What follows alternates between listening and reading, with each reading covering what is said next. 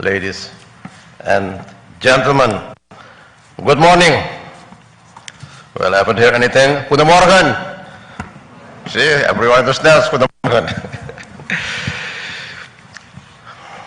I take this opportunity to warmly welcome you to the beautiful historical city of Paramaribo.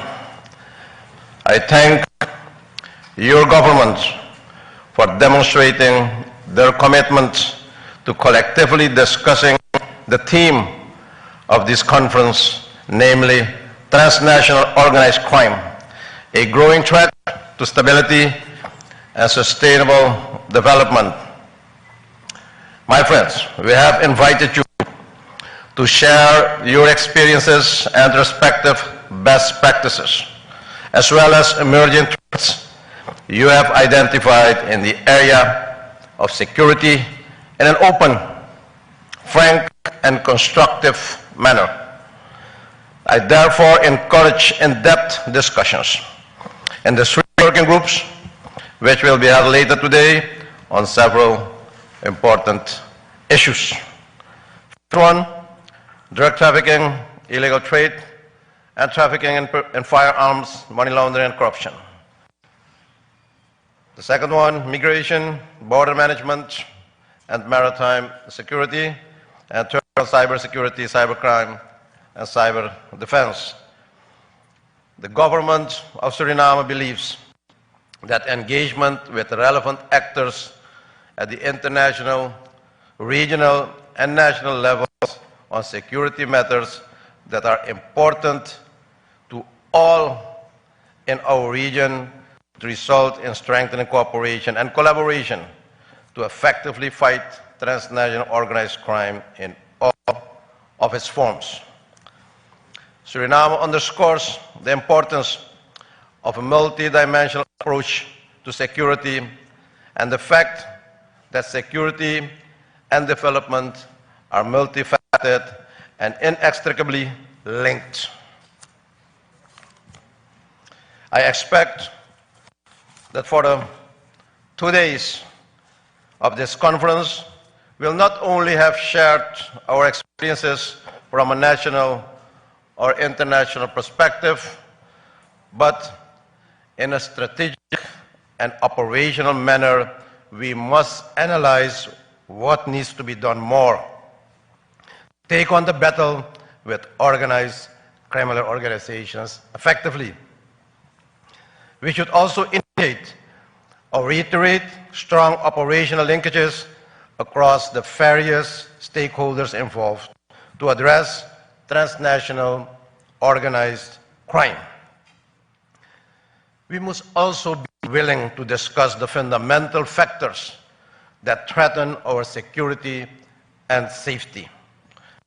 And more importantly, we must be willing and committed to doing something about it pragmatically, in a creative and innovative manner.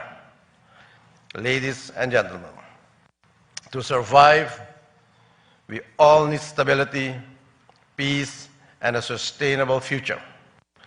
To achieve this, we will need to collectively address challenges that come from several threats, among others, climate change and its impacts on food security, the COVID-19 pandemic and its impact on our economies and our lives, global, regional, and national economic decline due to changing supply chains of goods, services, and capital, as well as the high debt burden of many countries and wars, international conflicts. Ladies and gentlemen, in my view, to effectively confront the many challenges we as human beings and the globe as a whole, we face an enormous challenge, and we don't have any other choice than to work together to mobilize and to put to work our collective resources and forces. Political will is vital to ignite a new and reinvigorated commitment to improving regional stability and security. For the years, criminal networks have become increasingly structured. They are drivers of illicit activities, endangering national security and stability, and affecting the economy and the achievement of the sustainable development goals of our countries. They have penetrated in politics and all sectors, the public and the private, and infiltrated in several institutions. We also witness that existing corporation regimes are ineffective at countering the rapid changes, especially the increased diversification of the trends and the pattern of the trends. Let us, friends, at this conference agree to put in place functioning and effective mechanisms for sharing information and intelligence, and, if need be, joint action on solid leads and damage lines of supply and demand by using modern technology and systems. Strong and effective linkages between a wide array of stakeholders, in particular at the operational level, remain one of the critical assets in fighting transnational organized crime. Today, we need to encourage and identify strategic alliances with all participants present by addressing the challenges and security threats arising from transnational organized crime, which endanger and jeopardize the stability, peace, and sustainable development, wealth, and economies of the Guyana State as well as the international community. Ladies and gentlemen, this conference will provide an opportunity to illustrate past and ongoing activities and methodologies and best practices to develop and strengthen institutions, entities, and the capacity of groups and people within the region. Equally important is that this conference addresses the new landscape of transnational organized crime with the advent of the COVID-19 pandemic. We can ask ourselves if criminals have resorted the innovative methods to continue their practices undetected while the world was in total lockdown. I cannot imagine that they have locked down their criminal business too. Do you? In this regard, ladies and gentlemen, it is crucial to evaluate the effectiveness of existing cooperation mechanisms. We have had many conferences, workshops, and other activities. Statements and commitments should now materialize in effective cooperation. We have to analyze and identify the weaknesses in our cooperation. It is a reality that some countries have sufficient financial resources and technical capabilities in their fight against transnational organized crime, while others face constraints. We must overcome these differences between our countries, working together and assisting each other to improve the capacity for effective cooperation. Let's elaborate and let's focus on how to combine our respective strengths. We already know that security is a goal with multifaceted dimensions. We also know that we not only need to work at the governmental and multilateral levels, but also with stakeholders within and between our communities. The private sector, trade unions, religious organizations, and NGOs play a crucial role in fostering the required norms and values that will strengthen our collective and individual resolve to defend democracy, an independent judiciary, human rights, promote good governance, and strengthen resilient communities. Ultimately, the structural goals should be to create responsible citizens supported by strong and functioning state institutions who do not engage in criminal activities. And we need to embed the consciousness of the negative impact of crime on the community so that there is a proactive social control on criminal behavior in the family and the community. Ladies and gentlemen, in closing, we all know that a new era has begun in our precious world. We cannot stand idle and just witness the impact of the threats that come our way. We have made commitments to do our best to save the planet. We have committed to many treaties, conventions, and all sorts of agreements which will mean nothing if we do not see the benefit of working together. Everyone has brought, ladies and gentlemen, you, my friends, you have brought a piece of the puzzle today here at this conference. Let us complete the puzzle to identify the criminal networks which are threatening our territories and region, and to design an effective roadmap to tackle the criminal networks effectively based on a collective approach and joint efforts. And I'll recall only one issue to just give you an impression what I'm meaning. Now I'll speak like a former police officer, as a former Minister of Justice and Police. I just arrived this morning, coming from a meeting held in Barbados, initiated by the Prime Minister of Barbados, Mia Mottley, together with Congress members of the United States of America and other heads of states, and distinguished ministers and officials. With the private sector, the banking sector, the financial institutions. And I was hearing at that meeting the same thing I have heard 20 years ago.